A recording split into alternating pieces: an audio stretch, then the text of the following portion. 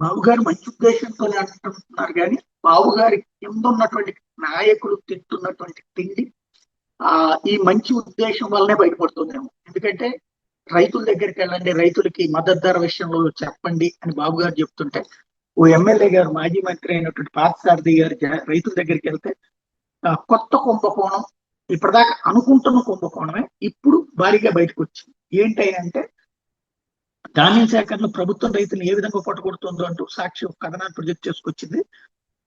కృష్ణా జిల్లా మవ్వ మండలం కారకంపాడు కార్యక్రమానికి హాజరయ్యినటువంటి పార్థసారథి అక్కడికి అయ్యంకి చిన్నముత్తేవి కారకంపాడు రైతులు మంత్రి చుట్టుముట్టారు. ధాన్యం కొనేవాళ్ళు కరువయ్యారని, ఒకవేళ కొనుగోలు చేసినా తక్కువ ధరకు కొనుగోలు చేసి తమ పట్టగొడుతున్నారని చెప్పారు.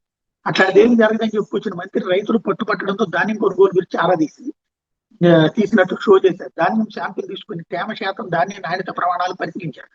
అక్కడే ఉన్న అధికారులు ఈ ధాన్యానికి ఎంత రేటు కడతారని ప్రశ్నిస్తే 1630 రూపాయలు కొనుగోలు చేయొచ్చని చెప్పారు. ఈ ధాన్యాన్ని ఎంత కమ్మేమని సంబంధించి రైతుని అడిగితే 1430 రూపాయలకి దళారి కమ్మినట్టు రైతు చెప్పారు. దీంతో బస్తాకు 200 చొప్పున రైతు నష్టపోయినట్టు బట్టబయలే.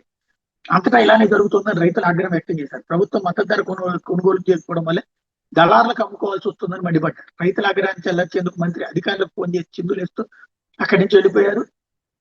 నేపాల్ అంతటి అధికారులు బయటకు నెట్టేసి అక్కడి నుంచి జారుకున్నారు. దీంతో చంద్రబాబు ప్రభుత్వం ప్రతి పంట పరిస్థితి ఎట్లాగే ఉన్నాయి. దళాలు, ప్రభుత్వ పెద్దలు అంతా కుమ్మక్కై తమను వ్యవసాయం మానుకునేలా చూస్తున్న రైతులు ఆగ్రహం వ్యక్తం చేశారన్న రాసుకొచ్చింది.